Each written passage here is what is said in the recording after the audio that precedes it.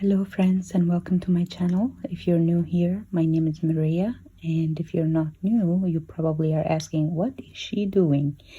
Usually we go on adventures in the kitchen, but this is where the kitchen adventure begins. It's January in Texas, zone 9A, and I am starting seeds indoors.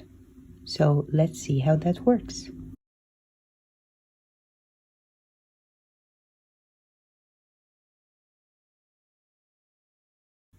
First, I start with the cocoa coir.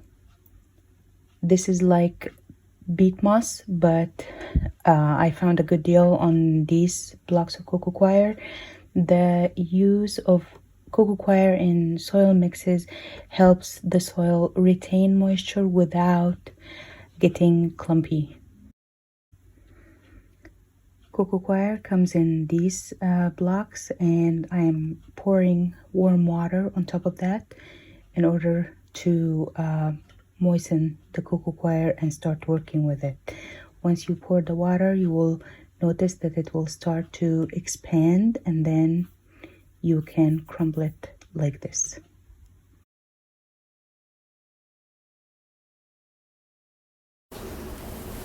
Okay, let's talk seeds.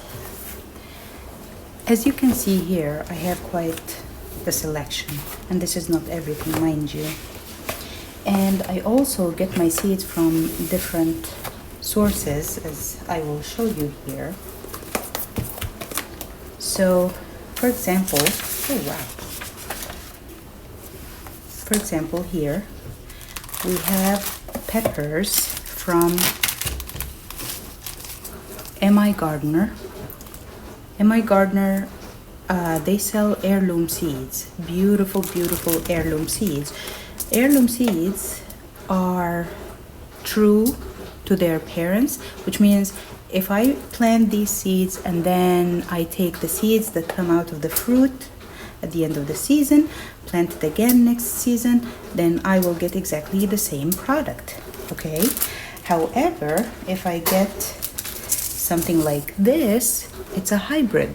As the name suggests, it's a hybrid of different parents, and usually we do that, or they do that, in order to create a plant that is heat tolerant, pest resistant, disease resistant, so a plant with more genetically enhanced features. I also get seeds from Dollar Tree. These are hybrid. These are probably one of the least expensive ones, and lo and behold, my best germination rates come from these seeds. So as you can see, I have heirloom, I have hybrid, I have cheap and expensive. I also have something else. I have seeds that I saved from last year or the years before. I also have seeds that I got in seed. Here, there are groups on Facebook and other social media platforms that the members would exchange seeds, so you can get quite a bit of seeds for the cost of a postal stamp. I mean, it doesn't get any cheaper than that. And this is my garden plan. As you can see, I have a very small garden. I have raised containers, not raised beds, but raised containers. I have 1, 2, 3, 4, 5, 6, and I have some round containers, 3 to 12 gallons, that I use for my garden. So I have a very small garden, and I have to be very cognizant of what I can grow or can't grow.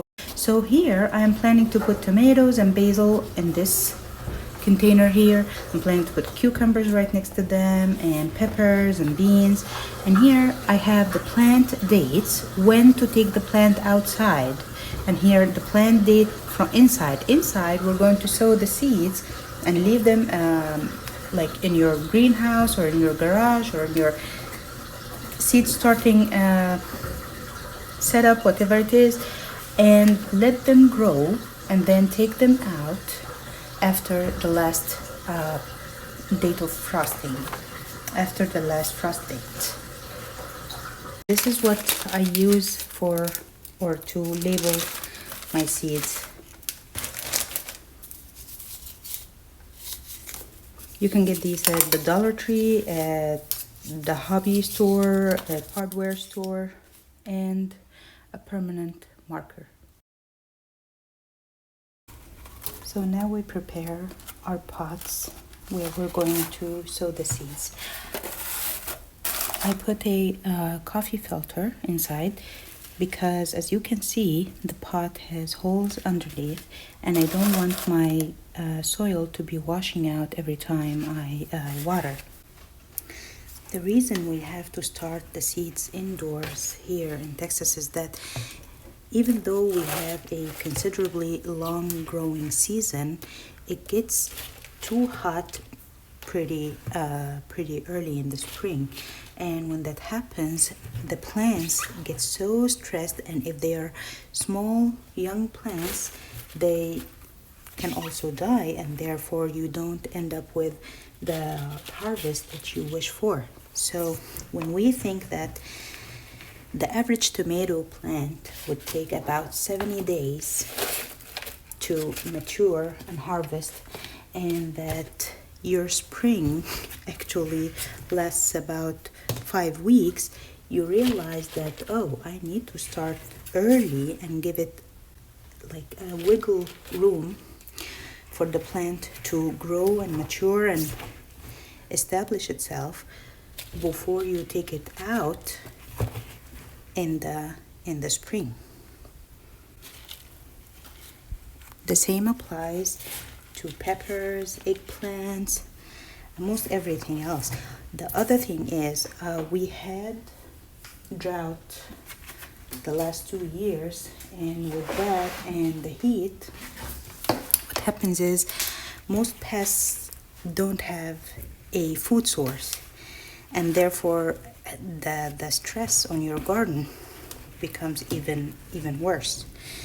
So again, when you put a plant that is big enough outside, you stand a chance for that plant to grow and mature and give you harvest more, a better chance, more than if you put like a little baby seedling that the pests would start munching on. We just talked about pests, and I would like to share my experience about that with you. A couple of years ago, aphids were basically taking over my plants. The entire garden was so infested. It was incredible. And I kept trying to avoid using pesticides as much as I could, and I kept going out every day and cleaning picking the plants and washing with the hose and everything, but apparently I wasn't patient enough, and I decided, oh no, I'm not going to go that route of organic whatever. I'm just gonna get some spray and put it on and get done with it. I'm not gonna be the first or the last one to do it. Let's just do it. So I went to the store, I got some pesticide that had all the hype about, oh, it kills this and this and this. And I came back, sprayed the garden, and went to bed. The next day, I go out to the garden, and there is this eerie silence. It's like nobody's there. And I didn't realize that the garden had a humming noise before that now is not there. And to my horror, I killed the aphids, no problem, but also I killed everything else that was beneficial. Some of these beneficial insects that I guiltily got rid of was the bees and the wasps. Therefore, there was no pollination. As a result, I didn't get any harvest. So I went the route of pesticides because I was so worried about my harvest, and I killed my harvest myself. Last year, I decided I'm going to do a hands-off garden. So I basically let the garden take care of itself. I have aphids. Okay, I'll pick them up as much as I can. I have wasps. Okay, I will try to avoid them, but I'm not going to kill them. Surprisingly, in time, it balanced itself out.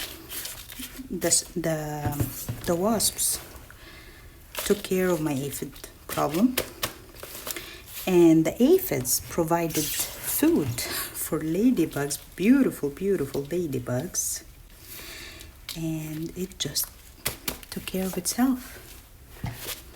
So this is my advice to you. Don't worry too much about your harvest, and don't kill the other creatures that share the bounty of your garden. It's gonna take care of itself. So here are the types of red tomato that I'm going to plant this year. I have San Marzano and Rio Grande, Roma, and I have some gold tomato. Obviously this is not green, and this is not red. This is yellow cherry tomato. I love it. It's very, very prolific. And we have San Marzano and the Roma. I grow these for tomato paste and tomato sauce. Rio Grande is a slicing tomato. Here are the peppers that we're going to sow this season.